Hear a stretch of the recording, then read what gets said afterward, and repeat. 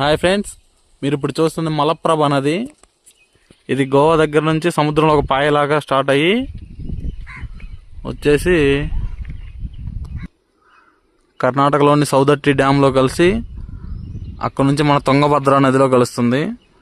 మలప్రభ, ఘటప్రభ అని రెండు అక్కా చెల్లెలు అంటారు ఈ నదుల్ని. చాలా పెద్దది, ప్రజెంట్ ఎండిపోయి ఉంది.